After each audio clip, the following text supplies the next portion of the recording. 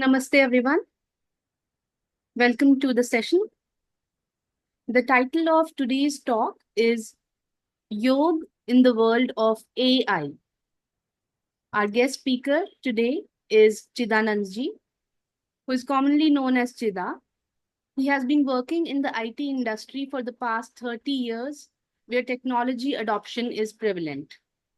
Alongside his professional journey, he has embraced Satvic lifestyle and its principles. A lifelong knowledge seeker, Chidananji is passionate about learning from various sources, including technological sources, social media. Currently, he serves as an engineering manager at Techtronics India Limited. Hailing from Mysore, renowned as a yoga training valley of India, Chidanand is involved in CSR activities, mentoring, and enjoys reading books in his leisure time. Welcome, sir. Thank you so much for joining us on the Yes platform today. We look forward to an interesting session with you, sir. Over to you.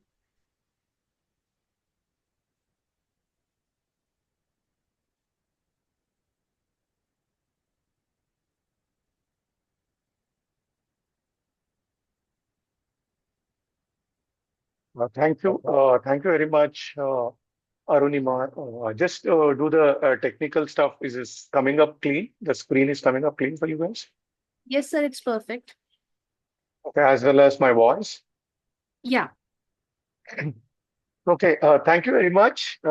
This is my first effort in this platform.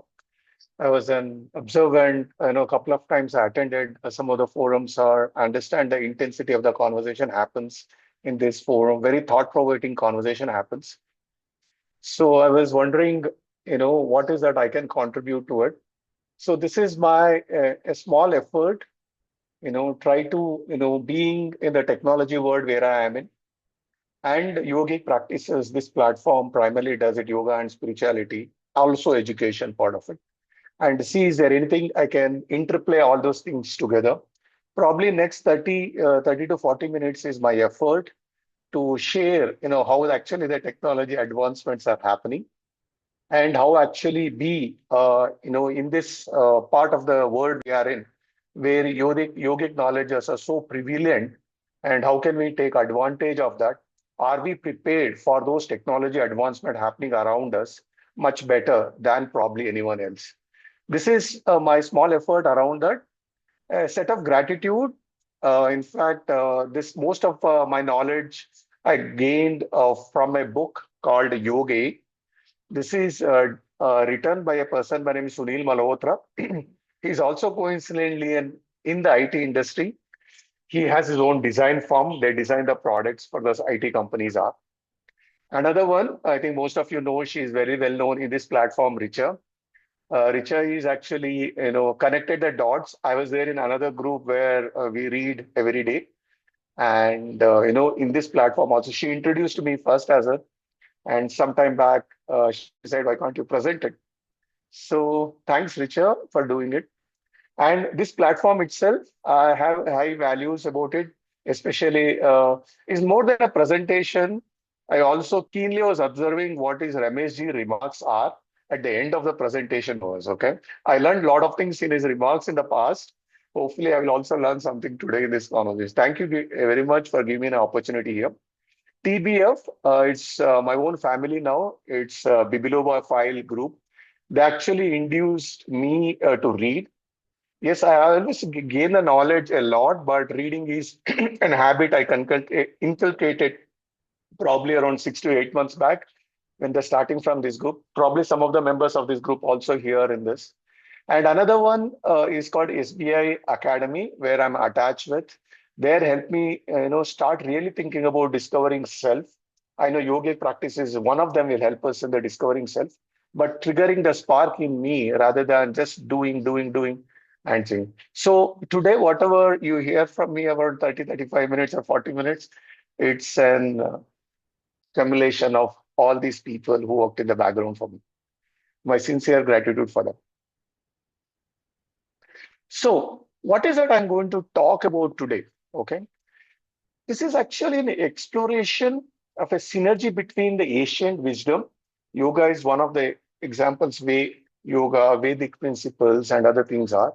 And also cutting edge technology, which we are embraced. Some of them we embrace in our own lifestyle, sorry, lifespan, and some of them is came in earlier and things like this is not a place where if someone is looking for a simple answer, no, there is no simple answer in this, at least session is.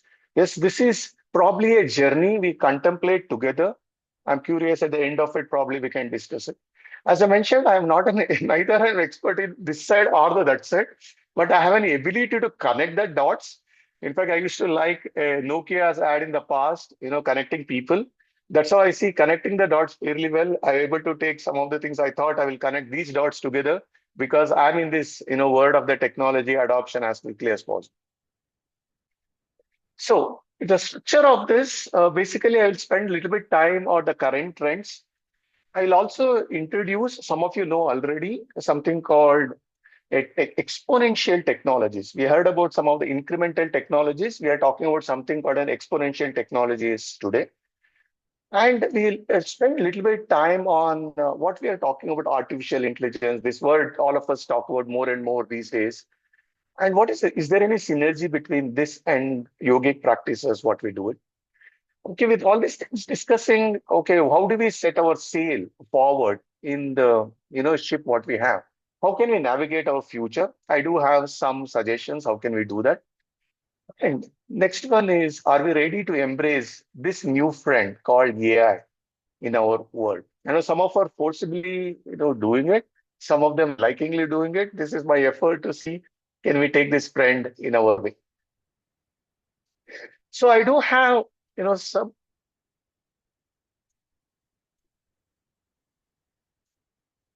some prologue. Sorry, there's an interruption here. Can you see the screen? Uh, it's not come. Yeah. So just to get a feel of it, what are the things, it happened in the past many years, okay?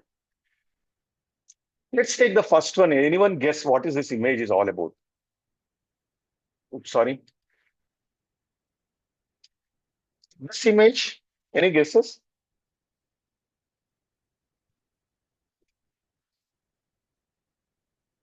This is one of the first technology revolution which I am able to track it in my generation.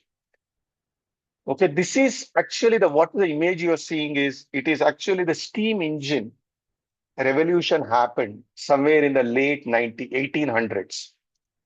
Okay, those days, primary mode of communication is through horses or the animal based, and all the roads, all our infrastructure is tuned to that.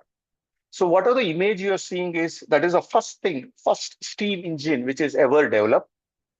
And the history is still we use a steam in a various forums or okay, and converted into locomotives in the foil based and electricity based. This is actually the trigger looking at from the natural life based transportation, that means animal based transportation, to a technology based transportation is. I'll go one more. I know some of you are there in this industry. Probably I will see if I can answer it. Okay, this one. This is another interesting revolution happened. In fact, I coincidentally discovered this. This is most of the time in early 1900s. Okay, anyone you wanted to have any music, and the music is always, is alive. You need to go to some program, listen to them and come back. When really there is a technique called recording comes into picture. Okay, that is the first image on the left side. Okay, this one. And the first thing is, there is something we don't need to be there live, but you can listen to the later. The thought actually created a lot of fear in those community at that time. I'm talking about early 1900s. In fact, that was a fear on the singers too, or the performers, as well as the people who are listening to it. Is it possible really? Can we get the live in the same way, with the same? I know there was no word frequency at that time. Same way, without any distortionings. I think all of us know where we are. in the journey, which talks about iPods. This also become redundant now, and something which is coming in now, which streaming based media is it. This whole journey, if you observe that, it took a lot of time. It is not only evolution of the technology, it's also an adoption in the human behaviors to adopt to that piece. I think we know the story where we are in the locomotives. Okay, and this is another one. I'll just give one more example. Probably all of us can relate it. At least I'm able to relate it because I seen when I was a kid this has happened. Sorry. Yeah.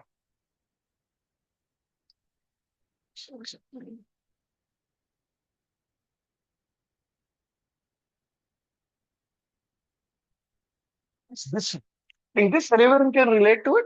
This is a cooking gas or an LPG. I think it's still today for all of us. It is very prevalent in our kitchen, right? This didn't come easy. This particular technology didn't come easy to our kitchen. I still remember when I was a kid, my own experience. In fact, my mother almost postponed for the 5 years with the fear it can blast anytime. Security is not good enough. Okay, how can things come in and it is so safe? And we know what it is today. In fact, this has become part of our life too. I'll give one more example. This we can relate much better. What is this? This looks like very, strong web or a color just completed a holy. It looks like a holy colors. This actually a representation of an internet. Even when I started my work in early 1900s, 1990s, this was not prevalent. 2000 it's become very prevalent. It's become that. Now, do we think that we are in this platform talking about because of the technology adoption of the internet in our world? So the what I'm talking about is all the four of these particular examples of. If you observe very closely, every technology evolution as a human, we experienced it. Interestingly, from the left to right, the adoption rate is significantly reducing it. The one which you are in the left probably took 40, 50 years to come to the mainstream.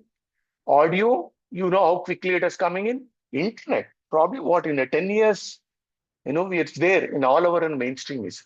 So in the trend, what I'm talking about, all these technologies, adoption in our life, it's happening much, much, much faster than it was there. Because of that, as a human, what is that we are facing it? There is a pressure on us to adopt this as quickly as possible. As soon as something new comes in, it comes to in our mind, how do we take advantage of this? Or how do we avoid it? Is there any way this technology, if we call that as an intrusion in our life, can we get disconnected with that? The examples what I quoted it, yes, some of us disconnected with that. It's just a matter of time. We embrace these technologies are. So to do all of the things are, we need to be very, very clear in our mind and also have a purpose, okay, of our technology adoption is. We should have get a sense of that purpose, why we do that. So having said that as a prologue so far, what is our current trends are? If you observe very, very closely, our invention, the technology inventions are outpacing the needs of the human being. Earlier, there was a need. For the need, there was an invention happening. Now, invention is happening. As a human, we are trying to figure it out. How can we adopt it so that we can better ourselves?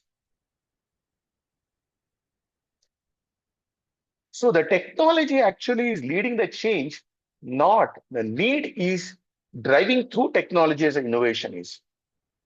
Another, very interesting trend which is happening, particularly to educated crowd like most of us, we are trying to gravitate towards the scientific rationality of some of the things are. Unless we get a rationale behind it, we are not able to see why this is happening. And there is also some unique skills of a human. Any of the technology till today is not able to replicate it, like empathy, compassion, love, creativity. Yes, we can debate creativity. Some of the elements is coming to the recent technologies and AI, and also design. The design and the design thinking is still an human-centric area. If you really go to how actually our brain is structured, right brain and the left brain, and we still have that element of the creativity area, there's still some of the skills which is actually human-centric. Yes, in summary, what I'm talking about, the current trend says that the invention is outpacing the needs. That invention happening because of the technology evolution is happening. Coincidentally, human is also become more rational. I don't know if it's a good or bad, but we are trying to go towards rationalism. And it shows some more thoughts of mine. Any guesses what is there in the picture? There is a two things. One of them is a very dark, another very prevalent. Probably everyone has in your hand also now. The first one is electricity. Any one of us experienced, at least I didn't experience in my lifetime, experience being led a life without electricity. Some of our, at least in my case, my elders are dead. Today, we feel anything what we do without electricity, we can't leave it. It's become part of our life. So our material advancement happens so much, and without electricity, we can't leave it. There is one study indicate what I'm talking about to generate AI is will become like an electricity for us in future. Anything what you do, there will be some augmentation through artificial intelligence to make ourselves better. I will talk about how can we make things better later. So another one is a very good friend of all of us is a cell phone. Do you know the cell phone which is in our pocket and the computing power which we had is much, much, much higher than the computing power we had in 1969 when Neil Armstrong, put a foot on the moon. You know what is the order of the computing power we have now? Almost 10,000 more than the computing power at that time. What is there to make a human do something impossible in 1969, entering to the moon? I'm just giving an example, extent of the power or the information what you have in your hand. Another one, I'll give another example. I think all of us know what a supercomputer is. The supercomputer came to prevalent when in the game of chess, Adam Karpro or Kasparov, one of them actually got defeated by that computer for the first time, if I'm not wrong, in the early 1990s. Our mobile phone today, which is there in your hand, is much more powerful than the supercomputer what we had 20 years back, not too far, just 20 years back. That means all of us, most of us experience that, the computing power what we have. That means whatever the things what we are seeing today in our trends, we have so much of the power or the computing engine in our hands, or it's available as a technology for us. And also mentioned in the earlier slide, so the technology is giving our needs are now because of the mobile phone. I'm seeing that how can I do things different? Social media is another example. So there is a lot of chaos in our own social fabric today. Okay, and the equilibrium of that chaos is becoming a new normal. It's a little bit scarier, but it's becoming a new normal to us. In fact, some of our young kids today, kids, they don't do anything without a mobile phone. We also use it. So because of all these things and the human side of it, emotion side of it, anxiety is prevalent in us now. Stress is prevalent in us. This anxiety is not coming out about thinking about the future. How do we control that future? Because technology is taking away more than our needs are. The anxiety coming from the future, control of that is becoming much more prevalent than how do we adopt to the future. Then just the sheer pace of this life changing what is happening to us. bringing depression too to a lot of people. And debt can be emotional debt or financial debt also. Obesity is very prevalent in the industry where I come from. Okay, I sit on the chair almost around 12 hours per day. So AI is expected to have the similar behavior what I just talked about. It actually create much more greater impact.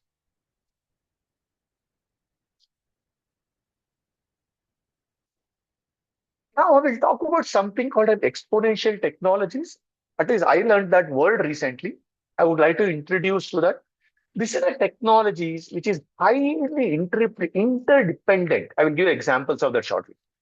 And it will create a powerful ecosystem to it. The word exponential, if you saw all of us mathematics, if you see the curve which is in the right side, that's exponential is the impact it is creating to human being is so much. It is no more linear.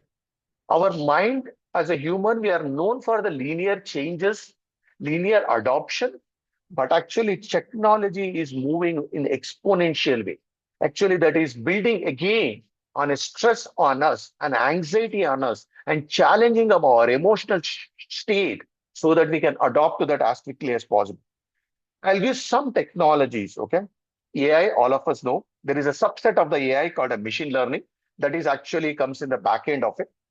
In someone who's there in the biotechnology and the genetics, because of that computing engine which is there in your hand, which I gets given a correlation of it, how much we have. Now, a lot of things what we felt it is impossible to do it, or computationally highly intensive to do it, we're able to start doing with the genetics area. Robotics and an automation, the whole of our industry, particularly manufacturing industry, is changed with the robotics.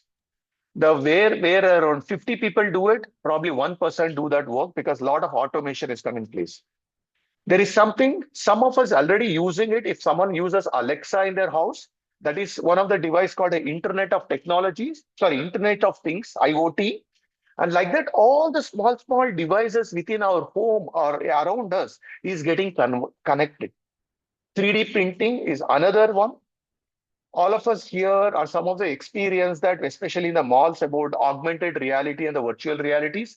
This is just in initial implementation. That's also come in a big way. I think who are there in the financial market, not very prevalent in India, is called a blockchain and the cryptocurrency, which is coming up. Quantum computing, another trend, which I'm not scaring, I'm just giving some of the data. Quantum computing, what is comes in, probably it will eliminate the need of a computers for us. There is some other mechanism which will come in where your computing will be so quicker, we can't think about it. Nanotechnology, which is making a lot of inroads in the medicine area, where we can take some of the small medical medicine like medicines, but actually a small electronic device, it localize the fault or diagnose actually where it happening, how it is happening, and also try to cure it. I talked about all the new technologies are. I was just thinking about that when you talk about all exponential ease, which all of us practices, is yoga is not an exponential technology? Think about it. I will talk about it in the follows. This we believe it is a natural flow. Natural flow means it's supposed to be linear, but yoga and yogic practices is a linear technology or an exponential. What really happening with all of these things, sir? I know what I'm the share. I'm going to share it now. I'm a little bit scared to share in this community the slide, which may provoke some of you thought you may disagree strongly, but I'll still say you as external person as this.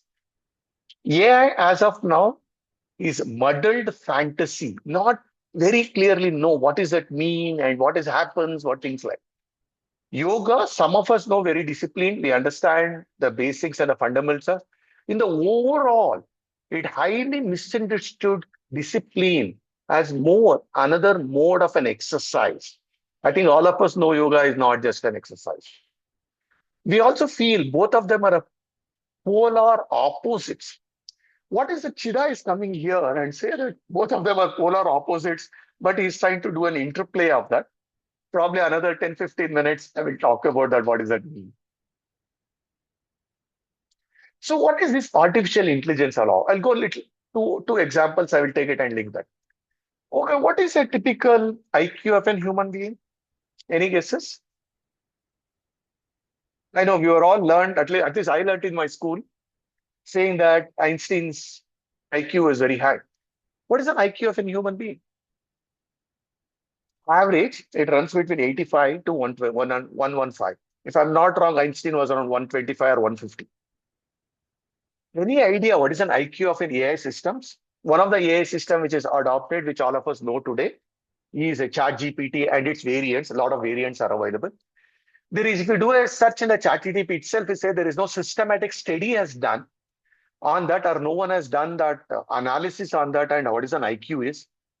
Just with this computing ability, what he has it, that IQ, it is a multifold, much higher than what an human being can think about.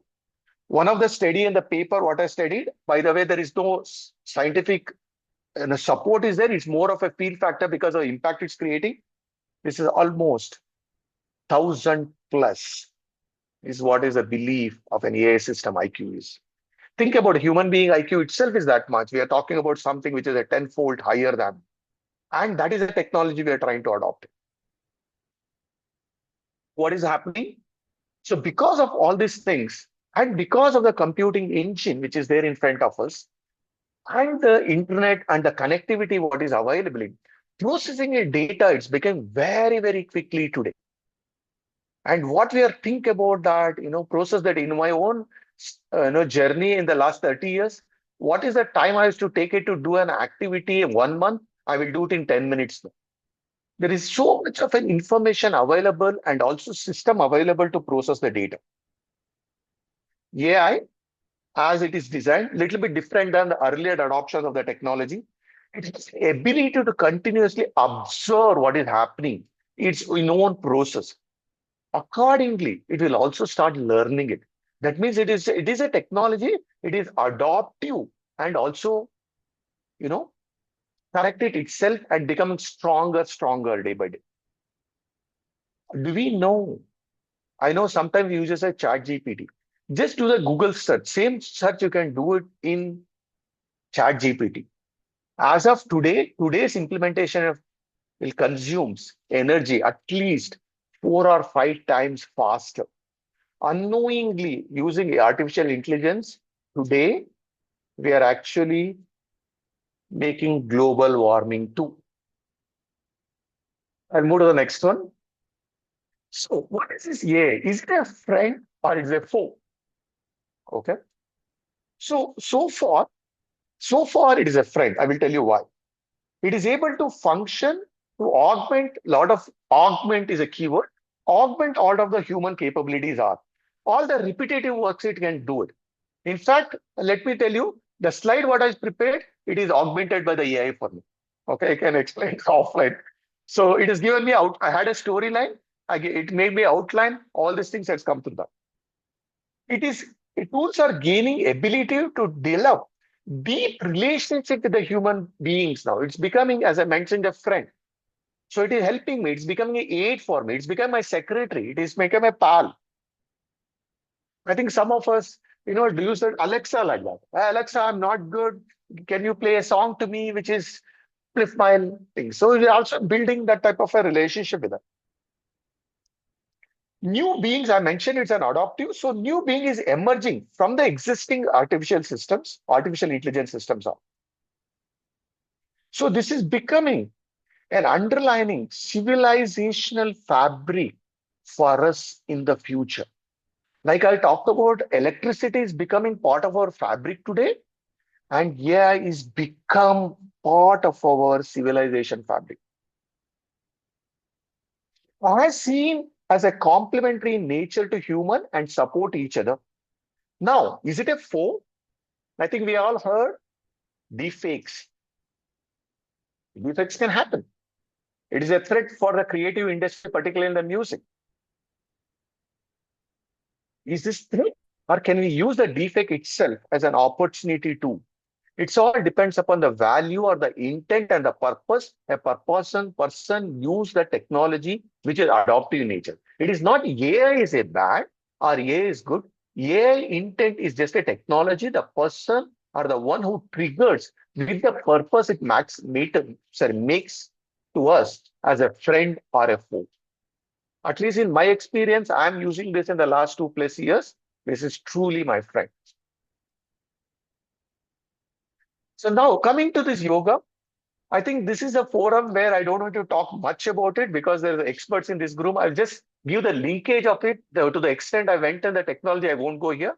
I'll just give a link of it. Yoga is not a physical exercise. All of us understand it.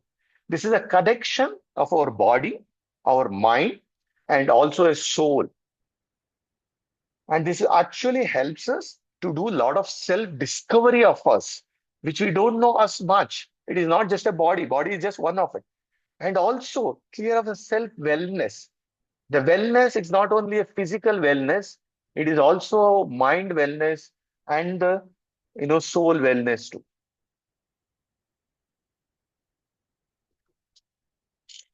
So is yoga is an exponential technology?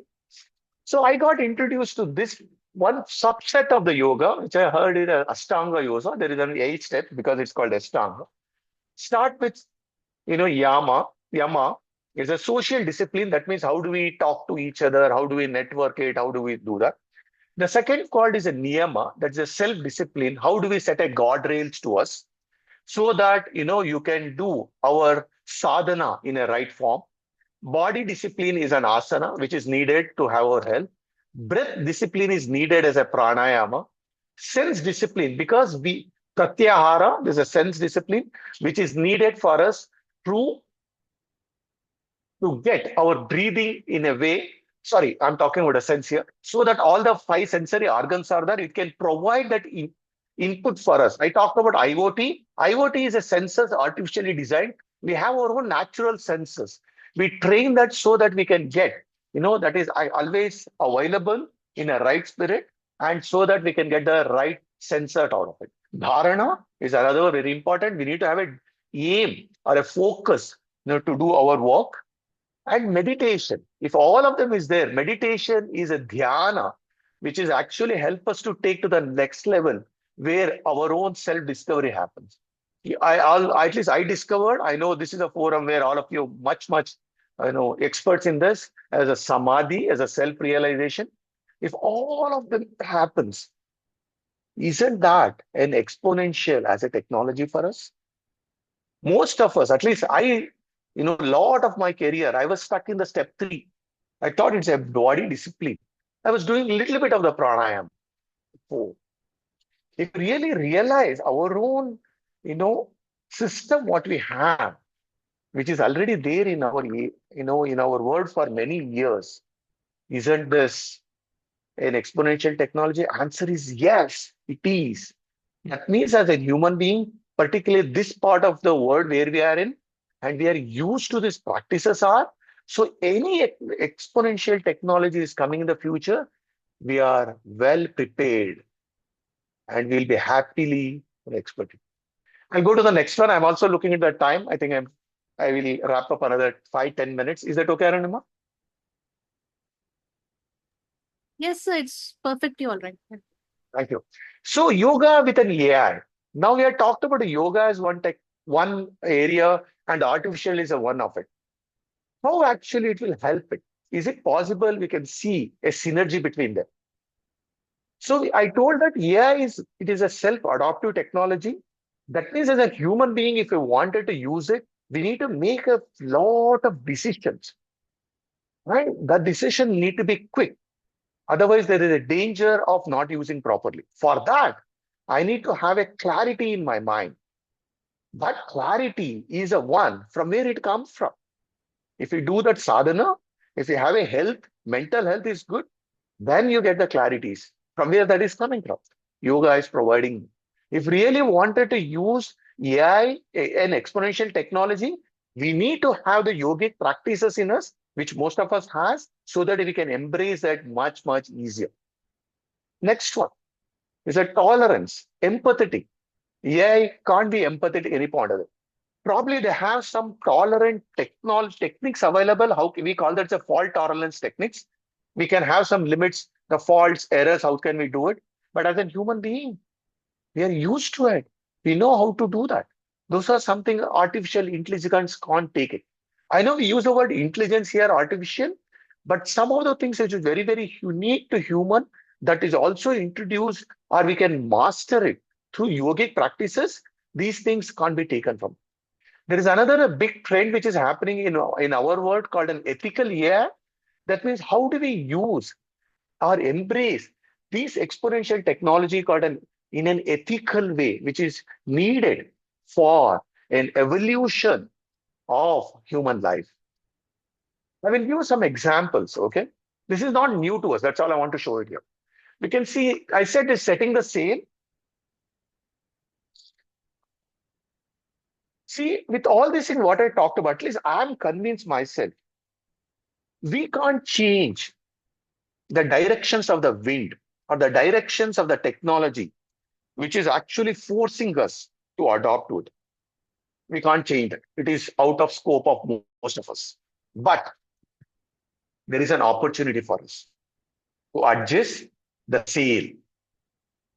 We can take advantage of that, making the sail appropriately so that we can achieve our target much more intelligently. I repeat what I said. We can't change the direction of the wind, but we can adjust the sails. That power as a human being we have. There is a three images I put on the screen. First one is called International Atomic Energy Agency. When all of us know atomic energy is a very explosive if you won't use in the right spirit. And it will give lot of physical energy for us. In fact, it also energizes most of the cities in India too for us. Even if there is a small fault in it, the repercussions is also really, really heavy. Is it true? So for that, what happened? When it started, it was not there. Now there is an agency today, which all the worldwide, all the humans and the countries embrace it called IAEA, Atomic Energy Agency. All of them need to subscribe to it and follow the guidelines for them. That is the one way we controlled or the set the sail of the atomic energy. Next one. Another image which is there here. Any guesses this? I'm sure it has a computer very close to my heart, which happens to all of us in our lifetime. It is internet. Do you think that today you can live without the internet as a natural? We can do some sadhana, sometimes we'll go out of it. But is natural today? Answer is no. Is there internet used only for the positive or the evolution of the human being? Or make a positive impact? No, it is also used for other things also. So like IAEA is there. Do you have anything for internet? Answer is no.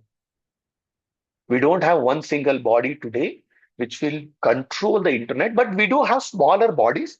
One of the body called an internet cooperation for assigning the numbers. It's called IP addresses.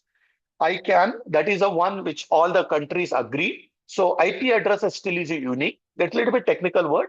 So pretty unique. Each one of the machine is identified like that. There is something called Internet Governance Forum. So, and there are in India, we have TROI, Telecom Regulatory Authority of India. They will try to control or build some guidelines for internet. Yes, in summary, internet, we don't have a good regulatory the way we have it for atomic energy. Now, what is that I'm talking about in the third one, which is it is a depiction of an artificial intelligence. It has a lot of potential, but we should learn how to navigate this digital landscape with an awareness. If not, and impact can be catastrophic in the negative way, in the positive way, will make us feel so much time available for us, we can use it our own self-discovery.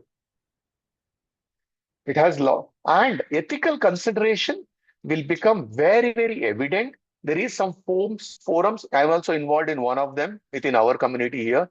How can we make something called an responsible AI or an ethical AI guidelines we are trying to build. There are some of them available, but there is no forum today in a broader the way IAEA is. Now I talked about some example. There is an opportunity in human being. Yes, we can set the sail because we can't control the wind. Some of them is very clear. Some of them is evolving. Now, so if you want to set the sail, we need to be in the driver's seat. I can't leave my boat or my vehicle of myself in someone else's hand. So expanding our own awareness and the self-discovery and these yogic practices and provide insights to us into developing something called an ethical AI practices are. We need to be very, very clear, crisp in our mind to take those quick decisions whenever AI solutions comes in our way. We need to able to adapt and we need to play with this technology with our strong foundations. What in the area where we are in the world in India of these yogic principles are that foundations is very very strong in us. So for us, adopting to the AI is comparatively much easier than most of the other side of the world. We can carry yoga as a compass for our journey within as also navigating in this world of other exponential technologies are. I think all of us know meditation helps us to control our mind stillness like a ripple-less pond. Whenever you think about a pond, if there is no ripple, how clarity emerges. That ripple-less pond clarity, we get it if you use the meditations are again one of the yogic practices. Now coming to my last slide. Okay. With all these things, what I'm saying is embrace this new friend. I come from industry and I engineer, so I love mathematics. I'm trying to see what is an impact which can create if both of them become together. I know mathematically the statement is wrong, but from the impact angle, it can create an impact equivalent to 22. I know we can argue that is 11 times more or not. I'm not talking about, but impact, if both of them comes in hand in glove, and impact will be much higher for our own evolution and to make our own self much better. Okay, we should face these fear. It's good to have such fear where we get most of them out of this technology. Let's be in our driver's seat and set our own sail. So thanks for listening for me in the last 40 plus minutes. This is what mine is. I'm also curious. I think Arunima also mentioned I'm a seeker. In this time, I'm a seeker of a feedback. I'm open for any questions or any conversation.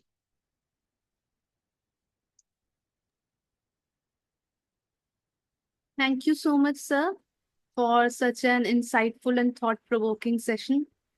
The talk has given us fresh perspective on how the ancient wisdom of yoga and modern technology can both complement each other beautifully. Thanks a lot once again. And as you said, let's open the session to the participants. And if anyone has a question for you or anyone wants to share something, participants, please do share. You can use the chat box. I can read out the messages or simply raise the hand or unmute yourself and speak up. Please go ahead. So in the meanwhile, you can stop sharing the screen, I guess.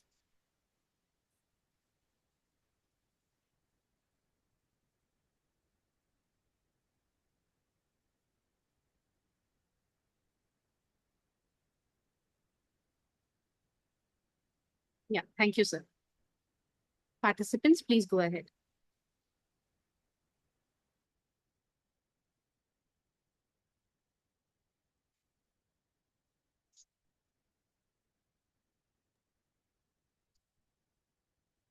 Thank you, Dennis. Yeah.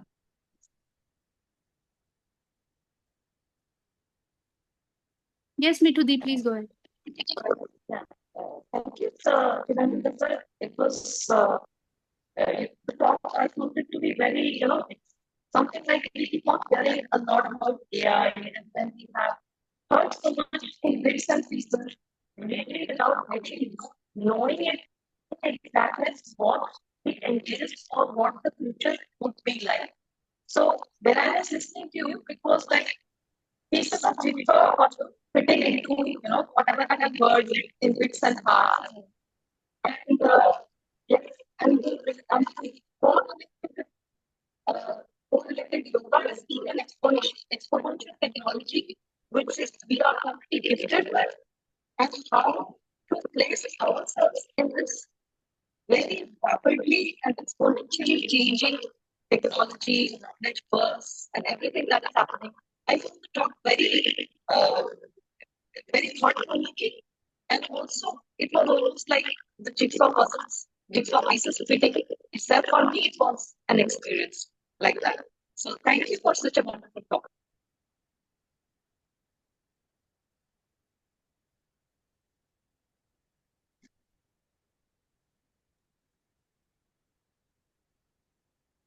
Thanks, Mitudi.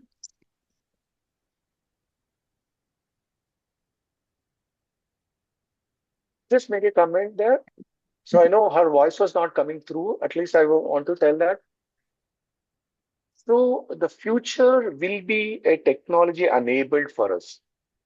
Okay. I think I'm very, very confident being, Indians, we are being in this platform, we are well prepared to adopt the changes as a human beings. We are all seasoned on that. So let's embrace this with more as a curiosity, not with a fear. That's all. I know that's one of the comment I wanted to make.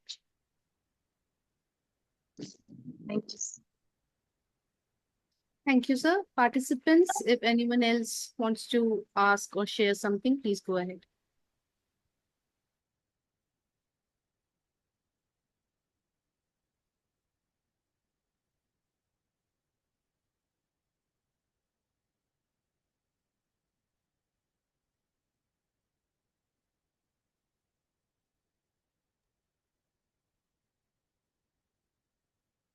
But okay, since there is no one, can I take some more minute? In fact, I kept it in a backup. I thought this all information will be useful. So while we are talking about the AI, and there is a lot of initiatives happening across world, this information may be useful for all of us here.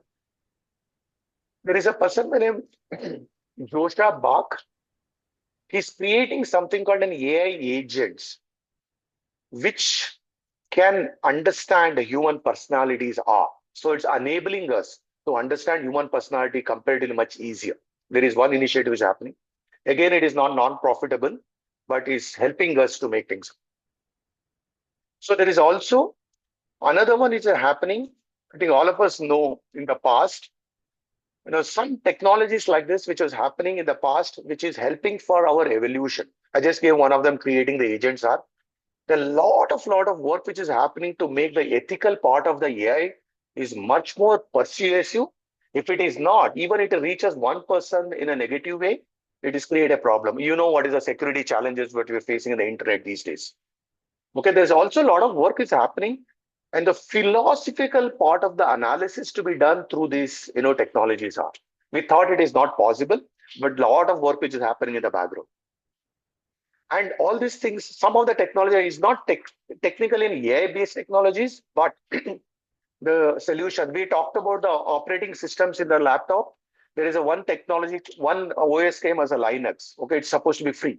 It changed the whole word of the definition. There is, I think we know in India, Aadhaar. Now, Aadhaar, which is started, it's a government sponsored, but it is a technology which is coming. It's make our life much, much easier. Another technology, some of us may know, it's called ONDC, is another technology which is already there is a framework in India now, which is helping the seller and the buyer to be connected in the network so that we will also be economically that more attractive rather than paying the commissions for the middle agents. I'm just giving some examples like this because these technologies all will change our lives in future. If these technologies, we can take it, embrace it with a curiosity, embrace it the right thing, I think we do a lot of wonders. Because of the silence, I don't know why I took the opportunity to tell one of my backup slide information. Thank you. Oh, thanks a lot, sir. But we have a message now. Akash Sondi says, "Thank you, Shri Chidanand. Thank you for sharing your perspectives on this pertinent topic. AI as a technology is becoming a part of us. It enables us. Any comments on how this could impact, influence our cognitive abilities in the longer run?" So, very, very interesting comment. I forgot his name, Akash. Yeah, Akash. So, as of now, machines, including the AI, as I said, AI is an adaptive technology. That means it's continue to learn. Whatever the solutions we had 2 years, now it is already changed. If someone is tracking something called a chat GPT from 3.0, 3.5 is the first thing which has a lot of impact to us. Now they already have a 4.0. Machines do these calculations. Okay. And we understand that. The understanding is also going towards that. Machines have instructions, but we have a purpose. I don't think purpose tools can do it. Machines have objectivity. Okay, that means what need to be done. But we have a passion to do it. That can't be done. I'm just bringing to the cognitive part of it shortly. So human intelligence lies in our imagination and the discrimination. How do we analyze things are? So some element of the cognitive data processing, this will help it, but it won't replace to the cognitive thinking. That still will be human centric. That's my answer to it. Thank you, sir. Another question from Ramit Daveji. How yoga will help AI security challenges?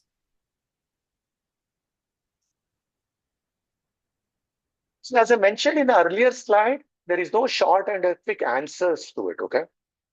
But I use the word of yoga in this particular presentation is particularly not the physical element of it, primarily the mental part of it and the soul part, primarily the mind related one. If we use the yogic practices in the mind, that means we'll be that much clearer and stronger and resilient to these things to take the things out. If security comes in, instead of getting paranoid, I will try to see how to address it. Okay, that doesn't come naturally to us, right? Some of them will have a fever. Some of their body won't take that particular change at all. These yogi practices will help us, to take those type of the changes and the challenges much, much easier. In the whole of this conversation, what I'm talking, one element of the yoga, particularly mind-related one, if you are becoming stronger, we can adopt to this technology and embrace them much, much easier. Thank you so much, sir. Dr. Bijlani, sir, I request you to share your thoughts, please.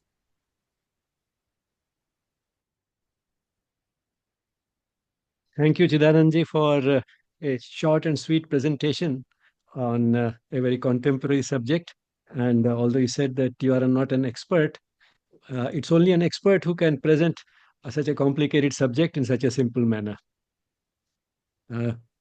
I have been asked to make comments, although I belong to the generation where electricity existed, but I have lived without electricity. To me, electricity meant something which was used only for street lights. The first time I saw electricity in my own house was at the age of about 7. And took another 2 or 3 years before we had the first device besides the bulbs in the house, the electricity fan, the fan which ran on electricity, a table fan. It was not because electricity didn't exist or these devices didn't exist, it's because we couldn't afford them. So I've seen those. So certainly it was possible to live. And that takes me to the point where you made that earlier innovations were, or inventions were driven by necessity. And that's why we had that expression, necessity is the mother of invention. But gradually we have now reached a point where invention has become the mother of necessity. If there's an invention, then we try to find how it can be used. And soon it starts becoming a necessity because we can't do without it. So instead of necessity being the mother of invention, now inventions have become the mother of necessity. Another important point that you made was that uh, technology and particularly AI is taking us towards greater rationality. That, in fact, has been the cornerstone of developments in modern science and technology. It's when Europe broke away from the Dark Ages successfully and embarked on the European Renaissance and could use freely the power of reasoning that we got all the developments in modern science and technology. One of the offshoots of this greater use of rationality has been the emergence of utilitarianism. And that is why we look for the utility in everything. And gradually it has degenerated into a very common question: what is there in it for me? Now, that is also looking for utility. And which means that it's taking us more and more towards a self centered approach to things. And the mother has pointed out, particularly about this disease, as she perhaps calls it, the disease of utilitarianism, which is something which is not very healthy for human societies. And that is why, as a corrective, what we need perhaps is a greater emphasis on what we may call the education of the vital, illumined by the psychic. Now, to explain it a bit for those who are not familiar with this terminology, it means the education of the emotional part of the being, which makes us realize that our being happy or unhappy does not necessarily depend upon utility. For example, if you had slides, they were well decorated, whether using AI or otherwise, but they were well decorated, dressed up. Now, even if it was not done, you just had the letters written there, it would serve the same purpose. But somehow having those pictures, having that decoration made us feel better. So feeling better does not necessarily depend upon the utility. So that is what education of the emotional part of the being is about. But then the emotional part of the being can't by itself distinguish between what is something which is pleasing, at the same time uplifting, or which may give us a short term kick but is actually crude and vulgar. The emotional part of the being can't distinguish on its own. And therefore, it needs to be illumined by our psychic being, which is our divine essence. And that is what essentially yoga is about: using the body and the mind in such a way that they are illumined by our deepest self, which will never let us do anything wrong. Because the deepest self is a part of our divine essence, and the divine will always give us guidance, which will make us do only the right things. So I think this emotional part of the being needs to be strengthened, not only strengthened, but also purified and refined in the process of education, so that we do not become too utilitarian in our approach, which in turn is an offshoot of rationality. Then there was a question about, there was mention about IQ of AI systems. And it may be the pride of our species, which may make us not concede that anything that we have developed can have an IQ of 1000, whereas even a great genius rarely has an IQ of more than 150. 150 is a genius, and maybe some very rare ones might have 200, but beyond that, we can't imagine. So to have an IQ of 1000 is really, but then it depends upon what your criteria for measuring intelligence are. Yes. And if it is speed or speed of processing, then yes, maybe AI will have an IQ much higher than human beings because it has all the data. If we have the same amount of data, still we'll take much longer to retrieve it and process it and come up with what has been asked. That is quite understandable. But if AI means creativity or critical thinking, then probably AI will not come up, uh, will be perhaps below the level of human beings. So it depends Yeah, upon how it is definitely. measured. And even in human beings, now we look upon intelligence quotient as a global faculty, and the conventional ways of measuring primarily evaluate our ability for language and mathematics, but they do not measure other types of abilities. And now we say that, well, intelligence is not only about the IQ, there are other aspects to it, like rhythmic intelligence. Say, Mithu just spoke. I don't know, probably there was something wrong with her throat, or maybe the technology was not letting her voice come through. She's such a beautiful singer, and so is Arunima, who is anchoring the show. Now, they have such a sensitive ear for small changes in the tone and frequency and so on, that rhythmic intelligence is an intelligence in itself. Or a person who can ride a horse without fear has a great deal of kinesthetic intelligence. Now, these are other aspects of intelligence which we sometimes not appreciate as much because of our tendency to appreciate basically what is in the area of language, science, and mathematics, and so on. So it depends upon how we measure the IQ rather than. Uh, Now, one interaction which yoga could have with artificial intelligence is as a moral compass. Like any technology, it can be used for good, it can be used for bad. But then, if a person has developed his moral compass through yoga, which is, uh, as you said very clearly, is an important part of yoga. Because if we take the soul into account, then it not only uh, improves the performance of the body and the mind, it also uh, enables, or rather insists on, the body and the mind being used for the right purpose. That is what coupling it with the soul, coupling these instruments, that is the body and the mind with the soul, is about. So if that moral compass has been developed, then the person will not use this technology for anything which is evil. Now, coming to a really difficult question: is yoga exponential? And perhaps the safest is to say that yes and no. You can justify both. Yoga is exponential in the sense that for uh, improving the performance of the body and the mind, perhaps it has the best techniques known. So, in that sense, it is exponential, because when it comes to, say, strengthening the body, improving the performance of the body, it is much better than walking, jogging, swimming, cycling, and all types of sports. It outdoes any of these. It's far better. So that's why it is. We can say it is exponential. And in the same way, to improve the ability to concentrate or to put the mind at peace, the meditative techniques are much better than any of the other techniques which are outside the field of yoga. And why do we have this type of high level technology here? Because the journey of yoga is very long.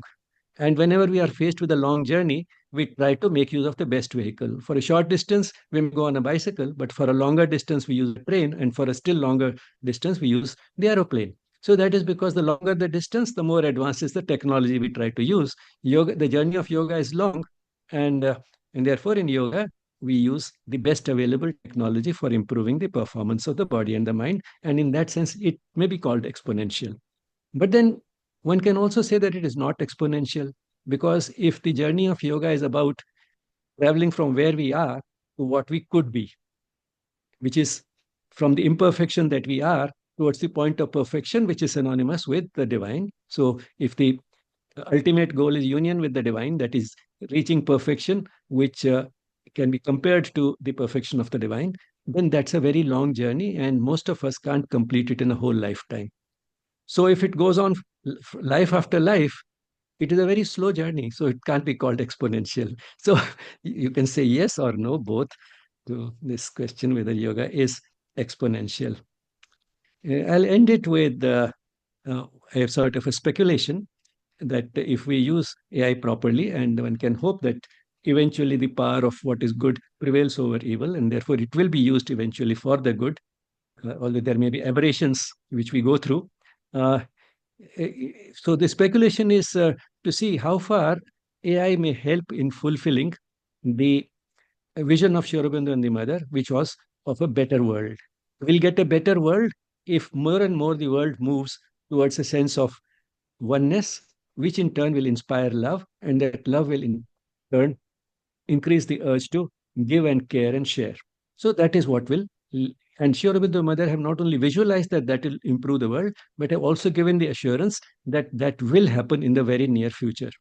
And the artificial intelligence may be one of the ways in which it could happen, because one thing we can already see, seeing that the tool is being used so extensively, and it is so useful, but it depends upon data.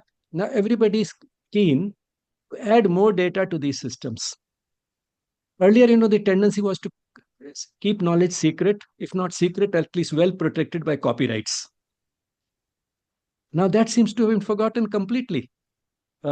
Even spiritual, different schools of spiritual thought, they're very keen to put all the data which is available from the works of their masters into artificial intelligence, so that if somebody asks a question about yoga, I make sure that the answers which Sri Aurobindo and the mother have given also turn up in the answers which artificial intelligence generates. So the concept of uh, keeping knowledge reserved, it's my knowledge, it belongs to me, so there's a copyright and so on, all that is completely forgotten.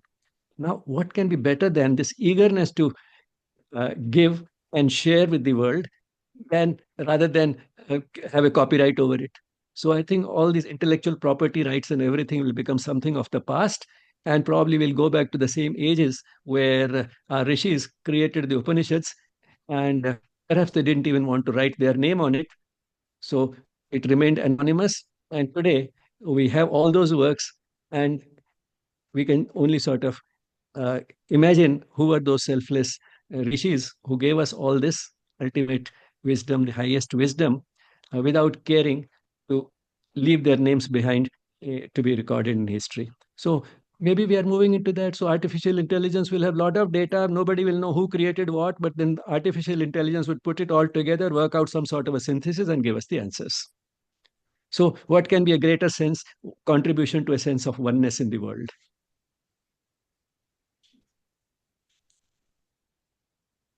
Thank you, Ramesh ji.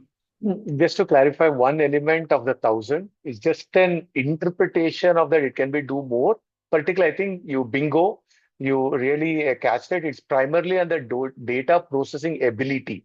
Critical thinking, AI is nowhere close to it. It's not come to close to also in the near future. I thought I'd just, since I'm following the technology, I can tell you it is still human-centric activities.